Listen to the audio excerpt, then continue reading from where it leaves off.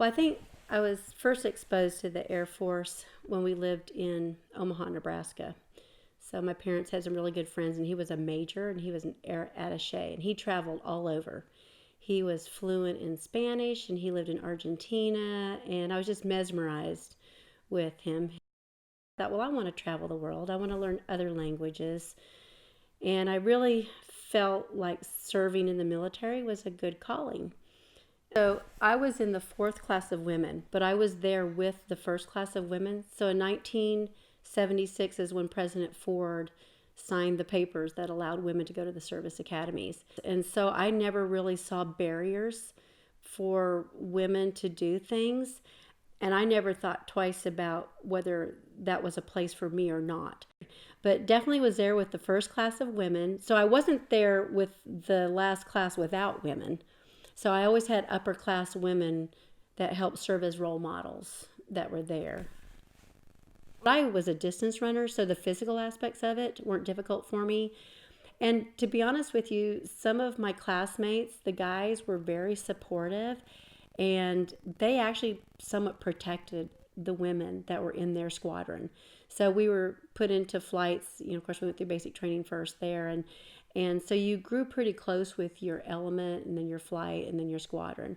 So those guys were very protective of us women. They treated us right. I really didn't see a whole lot of mistreatment of the women, but then again, I was in the fourth class, not the first class. Well, I think being in the military is a lot like giving childbirth.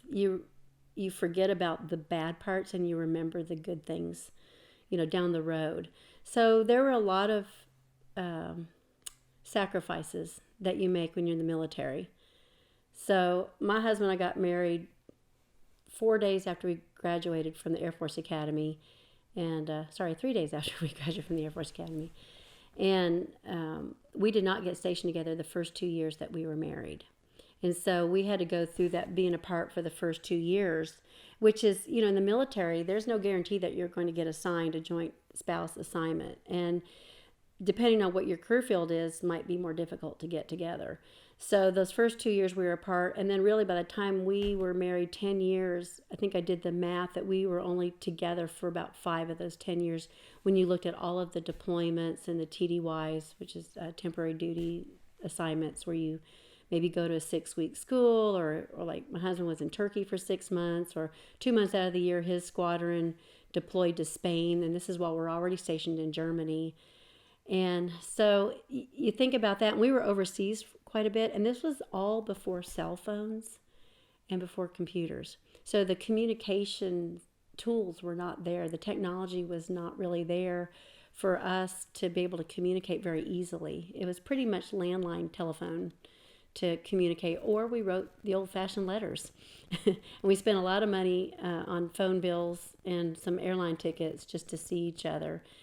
So from, big picture, I think we had to make that tough decision that one of us was going to have to get out of the service, because once the family came along, if you wanted to be together, then one of us was going to have to get out. Well, he was a pilot, so if you're in the Air Force, pilot is king. So you want to obviously support the career that's flying. So I ended up getting out after I fulfilled my commitment from going to the Air Force Academy after 5 years. But you know what? I would totally do it again. I think the experiences were fabulous. The people were fabulous.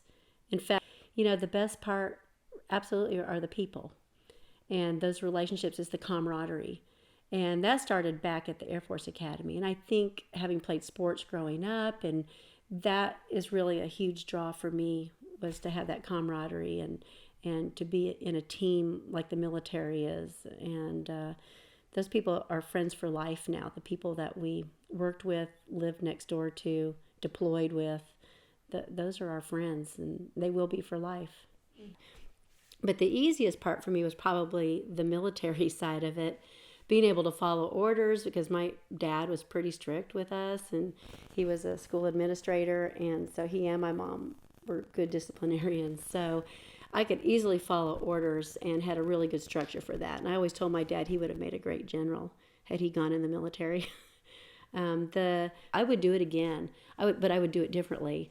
I would realize, hey, these are your 4 years of college and university, and to spend a little bit more on the academics to really learn some of this. And I wish I'd had more time to figure out what I really wanted to study, but it didn't matter when you're going into the Air Force and you're going to be an officer or a leader, unless you wanted to be an engineer specifically.